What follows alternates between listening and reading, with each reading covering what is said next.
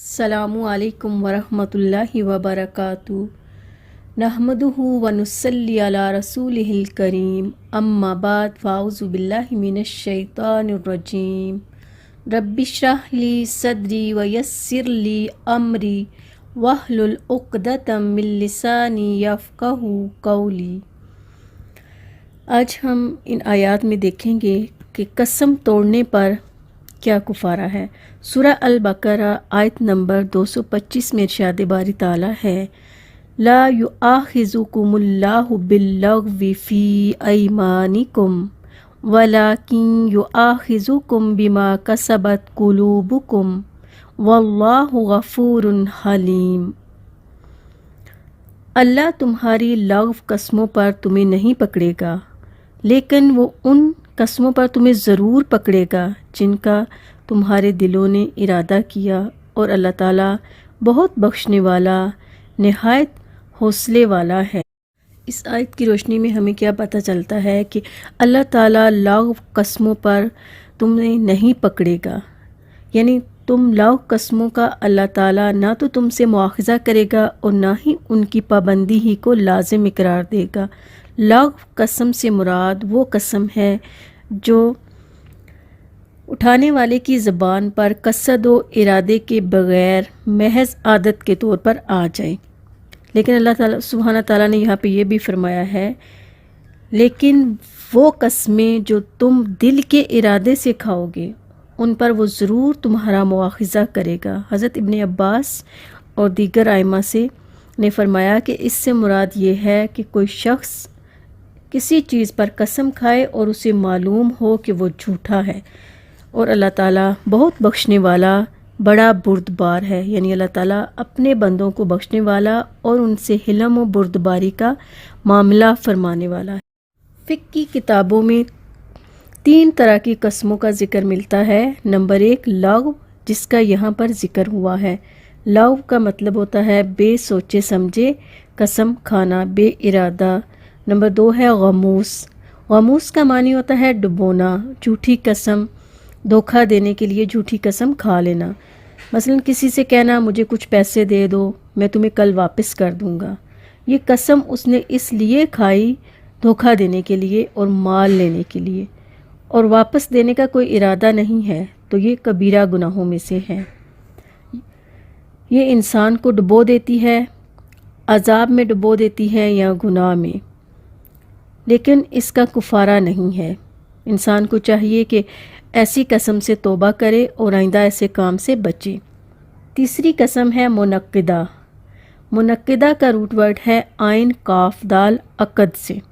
یہ پکی قسم ہوتی ہے، بات میں پختگی کے لیے ارادتاً اور نیت سے قسم کھانا، یعنی نیت درست تھی کہ میں یہ کام کروں گا، یا کسی سے کہنا کہ میں یہ کام کل کروں گا، یا کوئی بات کہ میں یہ بات کسی کو نہیں بتاؤں گا، قسم کھاتا ہوں تو اس پر پورا نہ اتر سکے، یعنی عہد کرنا، قسم کھا کر کسی مجبوری کی وجہ سے یا مشکل میں پڑ کر قسم توڑ دینا، پوری نہ کر سکنا، تو اس قسم کا کفارہ ہے۔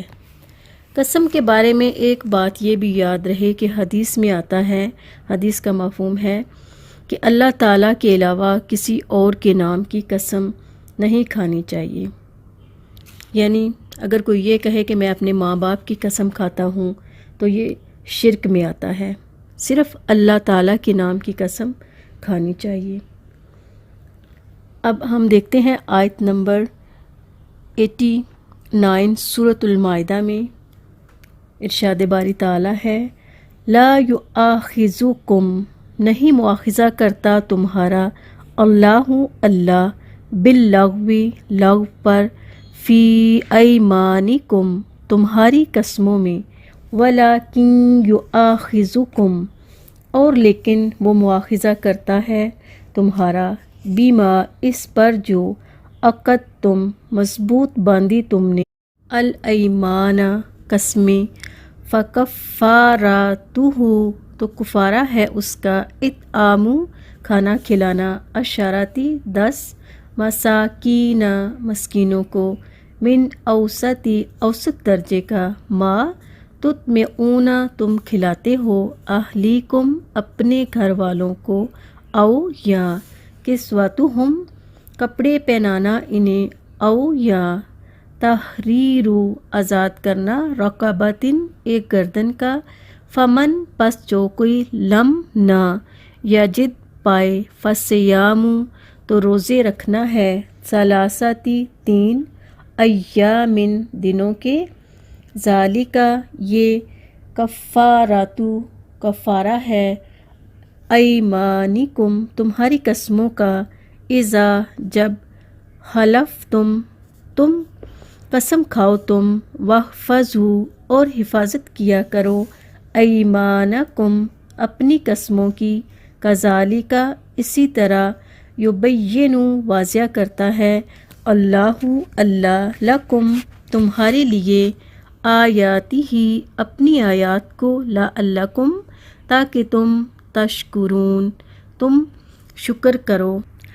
اللہ تمہاری بلا ارادہ قسموں پر تمہیں نہیں پکڑے گا، لیکن ان قسموں پر ضرور پکڑے گا جو تم نے مضبوط باندھ لیں۔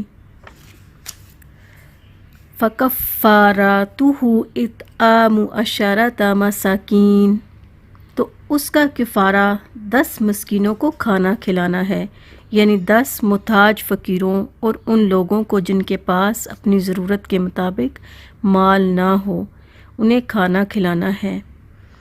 من اوسط ما تطعمون اہلکم درمیانے درجے کا جو تم اپنے اہل و عیال کو کھلاتے ہو، یا پھر او کسوتہم یا ان کو کپڑے پہنانا ہے، ان میں سے ہر ایک کو اس طرح کا لباس دیا جائے جس میں نماز پڑھنا درست ہو، لہٰذا مرد اور عورت کو اس کے مناسب حال لباس دیا جائے۔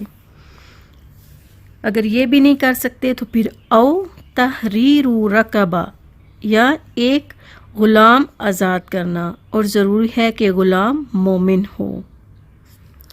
تو کفارہ قسم کی یہ 3 صورتیں ہیں۔